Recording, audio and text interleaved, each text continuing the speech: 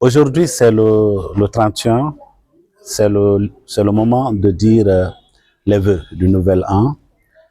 Ici, je l'ai commencé par m'adresser directement au président, le général Mamadi Doumbouya. Les prisonniers d'opinion commencent à être nombreux.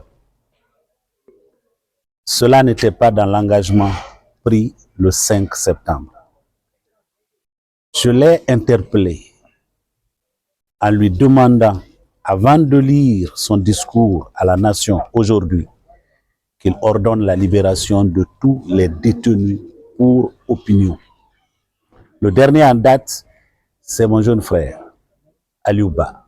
Mais avant lui, il y a eu Oumar Silla, Fonike Mangé, il y a Mamadou Biloba, il y a Marwan Kamara et tant d'autres. La Guinée ne le mérite plus qu'il le fasse. 2024 a été éprouvant pour nous les Guinéens. Nous avons eu beaucoup de choses, nous avons connu beaucoup d'accidents de circulation qui ont endeuillé beaucoup. Nous avons connu, n'est-ce pas, le drame du 1er décembre en Zéro Corée, où nous avons perdu beaucoup de Guinéens. On ne connaît même pas encore aujourd'hui combien y ont perdu la vie et combien sont encore blessés. Pour tout cela, nous avons présenté les condoléances, renouvelé nos condoléances au peuple de Guinée et souhaité que ceux qui sont malades, n'est-ce pas, recouvrent. Nous avons aussi constaté que le modèle économique qu'on utilise dans nos pays, et particulièrement dans notre pays, la Guinée, il est démodé. C'est les matières premières qu'on vient prendre en Afrique, on va les transformer ailleurs, on nous ramène les produits finis que nous achetons à prix d'or. Nous rêvons au bloc libéral que ce modèle démodé, n'est-ce pas, économique, change. Ce serait mieux pour les Guinéens de vendre l'acier provenant de nos minéraux de fer, de Simandou, de Yonon, de Mont-Yonon et de Nimba.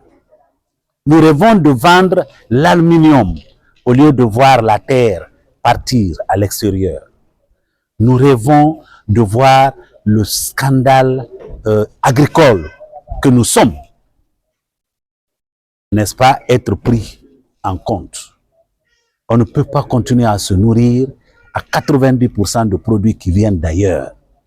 On peut développer, n'est-ce pas, une agriculture et partir de l'agriculture pour développer l'industrie. C'est possible. Nous avons constaté que pour qu'un tel modèle puisse prospérer, il faut investir dans l'éducation, dans la formation. Ce n'est pas le cas, c'est la loi de finances qui est actuellement en discussion qui nous le dit. Nous avons également mentionné dans notre message de l'an que la CEDEAO a échoué. La CEDEAO a trahi, n'est-ce pas, les rêves des pères fondateurs. Aujourd'hui, la CEDEAO est réduite aux accusations et aux démentis. Si nous avons l'AES aujourd'hui, c'est parce que les chefs d'État de la CEDEAO qu'on a connus les 10 dernières années n'ont pas été à la hauteur pour maintenir, n'est-ce pas, cette CEDEAO, une CEDEAO des peuples. Nous avons donc demandé sa dissolution et la création d'un autre organisme qui prenne en compte les préoccupations des peuples d'Afrique de l'Ouest. Nous avons également interpellé l'Union africaine. Il y a beaucoup de foyers de conflits entre nous. Quand vous voyez la façon dont la guerre continue à tuer en RDC, où se trouve l'Union africaine? On a vu ce qui s'est passé, n'est-ce pas, au Soudan. Où se trouve l'Union africaine? Nous avons interpellé également l'ONU. L'ONU est devenue le gouvernement mondial. L'UNICEF vient à Conakry avec son programme. Alors qu'il y a un programme guinéen sur les questions d'éducation de nos enfants, de protection des enfants. Financer ça. Apporter l'expertise à ce programme-là du gouvernement, au lieu de venir juxtaposer un autre programme.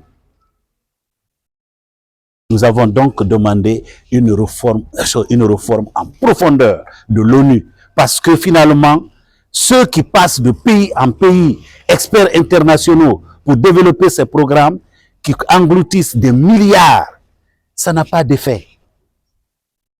Parce que si on comptabilise le nombre de milliards qui ont déjà été dépensés par le système des Nations Unies sur le continent africain,